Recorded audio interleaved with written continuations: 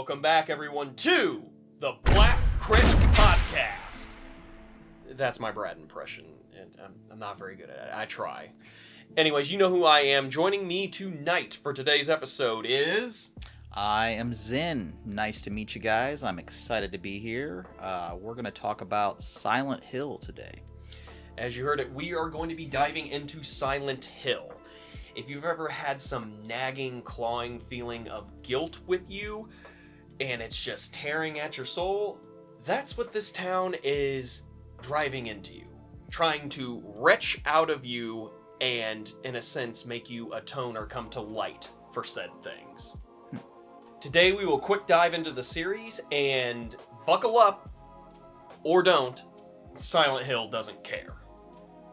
We care, though. You should definitely buckle up. Safety first. Safety first, everyone. Silent Hill is meant to be an ambiguous horror, at least until the player uncovers the plot or the story.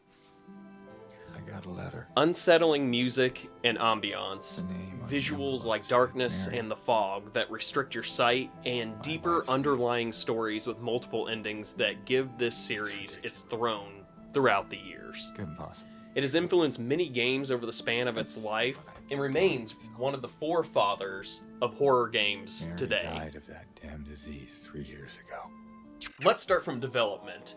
This began with a team that had worked on prior Konami projects, and this team did not succeed in their endeavors. This has been an online hypothesis, but, I mean, it tracks to me at the end of the day, given all the other Konami projects that were out there. Team Silent, they were called, and they were given creative freedom, and at the time, this seemed to be a project that Konami had little faith in as development progressed. With this creative freedom, staff decided to take a new direction for the time and have the game toy with the player's emotions instead of just the gameplay itself. Music played a huge part in this series, and it gave like an industrial, atmospheric, unsettling vibe to it. And what ended up spawning an online genre called fogcore, or which is essentially just ambient music that's similar to Silent Hill. And I feel like the music, all of it, is very good for the time, and it's not over the top by any means. And then it kind of gives you like this brief reprieve pause in between like what's going on with the rest of the game and its unsettling atmosphere. Like when you played it, how did you feel about it? I definitely feel like the music is good for the setting, definitely. I think the music especially sets the ambiance in a way that maybe you aren't totally aware of. It's in the background, but it makes a huge difference. There are other games that I've played where the music may clash, but Silent Hill specifically is one I can think of where it's almost perfect, I would say. And I just feel that a lot of movies and such, they will use a particular decibel where it gives your body this unsettling feeling to it. Like tense moments in movies will do this, and it will give your body this eerie feeling regardless of what's happening. Usually in suspense moments where like they're getting ready to open some door or some box, or they're going down a dark hall, something of that nature. And it just helps build that tension. Or even sudden silence. Yeah, that was another thing. If you even look at A Quiet Place, I remember specifically in theaters that I was like even afraid to lift up my drink and have the ice cubes like just bouncing around in there, because it just encaptivated you so well with just the atmosphere of it. I've always found that I can tell if I'm really enjoying a suspenseful game or a movie if I can catch myself holding my breath, or even if I'm by myself playing something, or watching, not so much watching, but playing something, I'll find myself humming to myself in the dark sometimes, just to give myself that extra noise, because the silence can be unnerving, I guess, when I'm playing a really good horror game. So let's dive into the history of Silent Hill. Before the mists made the town an egregious driving hazard to anyone that would step forth in it. It was once in the 1700s a Native American land, all around the Toluca Lake area, most notably by the Toluca Native American tribe. The sacred land was believed to be a nexus of supernatural energy where the barrier between worlds was thin and ritualistic practices flourished as a result. The town itself, or the land, was a place of silent spirits, as it was called by the Native Americans. However, things end up taking a grim turn. Much like most American history, European settlers end up coming to the land and establishing the town of Silent Hill, where they begin to displace and massacre the indigenous population. Along with the establishment of the town also came the Order, which was a cult that mixed native beliefs with their own esoteric dogma. Time passed, and a plague destroyed the town, leaving it barren and empty. It then becomes recolonized after coal was found in the area. More time passes, and it becomes a tourist spot. Then in 1911, they found markings and creatures within the mines.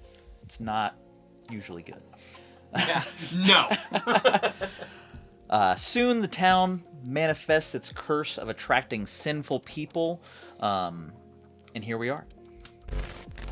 So now that we gave you the quick and dirty of the history of Silent Hill, now I want to go into some of the aspects with Silent Hill. So Silent Hill permeates a world that comes within layers. You have reality, the fog world, the other world, and then in some cases in games, like a nowhere sort of area. The fog is a staple for the series. It's also used to promote anxiety, and they used it to help with the rendering of the console's hardware. Genius. Layer 1 of Silent Hill is just flat out fog, where it starts to blend into reality. Deeper than that is the other world. It's rusted, bloodied Layer 2. And then the further layer shown in some other games is nowhere. A realm that manipulates reality, often seen as a culmination of the character's psychological struggles. Next, we're going to quickly talk about the creatures of Silent Hill. More so, I'm going to focus a little more on 2, since that was my intro to the series, as well as they've just recently made a remake and everybody will understand them. So the creatures are basically a representation of the sins and regrets of the people that are lured into the town. And boy, oh boy, does Silent Hill 2 really bring in some wild stuff with it. The creatures without the arms and whatnot are supposed to be the feeling of being trapped and like the repression that James had with his relationship with his wife, like all the frustrations and stuff like that. And then the nurses apparently were supposed to be while James is in the hospital with Mary, all the different nurses he would see, just tons of them, to the point it became almost faceless.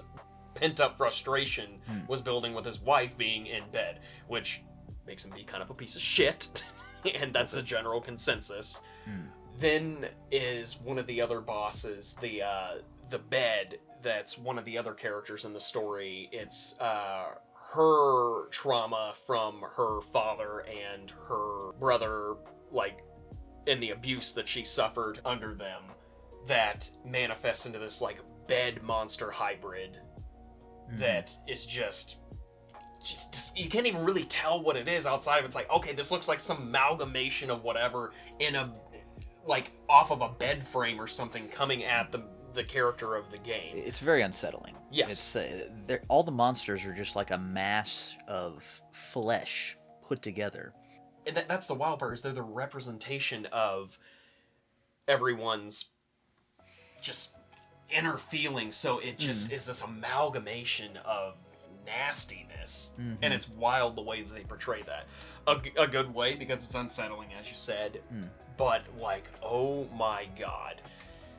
And, of course, you've got Pyramid Head, of course, which is a staple since 2 appearing elsewhere, which is kind of weird because that's like a specific thing to James, but it shows up in other games. Mm-hmm. Well, I guess it's the rule of cool, I suppose. The rule of cool.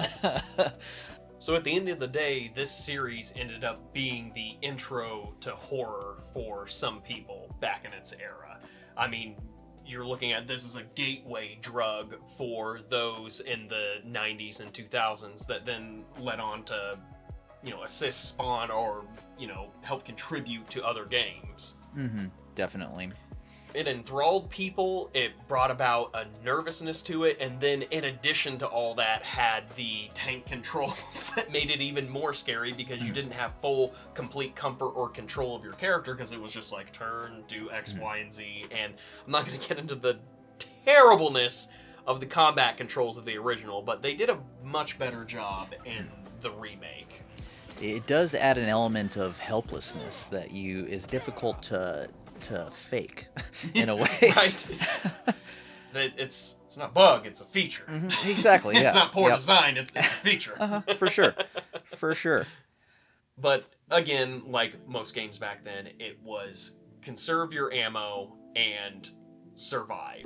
You couldn't, unless you were just really, really good at it, your average player couldn't just like run through there and just be ridiculous about it. Mm-hmm. It was, hey, think about what you're doing so you don't die or run out of ammo, because you'll reach those boss fights where you've got to actually use your ammo and down the boss if you want the game to progress. Definitely. And this, like, I know the original Resident Evil was like that. If you just wasted every single zombie and were not very efficient about it, you would reach bosses and have like very little to nothing to then take on the boss, finish it, and then get through the game. It was an interesting perspective on gameplay. It wasn't so much like a lot of these run and gun sort of games that people were used to. And I know with Resident Evil 4, that started to bring about more of a action horror than the previous titles or variations of horror games did back then. Another good variation of this is Dino Crisis. I know you and I played a ton of that when we were younger, and that was a lot of fun. So go check that out if you haven't played it. Dino Crisis 1 and 2. Very good. Don't bother with 3. We're not going to get into that here. Absolutely. No, and it really set the stage for a lot of games that were similar to it that kept on with some of the tropes. Later on, you had games like Eternal Darkness, Parasite Eve was one, Resident Evil, Dino Crisis we also mentioned. Tons of, like, every time I hear the sound of static on a radio, my hair stands on end almost. All of it, the footsteps, the fog is in a lot of different games. The sound of slapping meat for some reason. It's very unsettling. Yes, it can be. It can be. Yeah, but yeah, all those games continued on with that, and every time I hear that in another game, it brings me back. Not specifically the meat slapping, but all of that.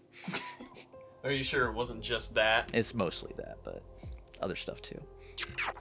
So all that being said, what makes Silent Hill is the atmosphere and pacing. No rushing through a crazy story, just dread, reconciliation, and uncovering the secrets of characters and the story. So there you have it. That's our quick dive into Silent Hill. I hope you enjoyed it. As always, this has been the Black Crypt Podcast. This has been me, Shannon. And this has been Zen. Had fun, guys. Thanks for watching. And please check out the games if you have not played them before, or even watch the movies. They're not that bad, are they? It depends on who you ask. Anyways, thanks for watching. In the shadows, whispers cry. Black crypt doors creak open.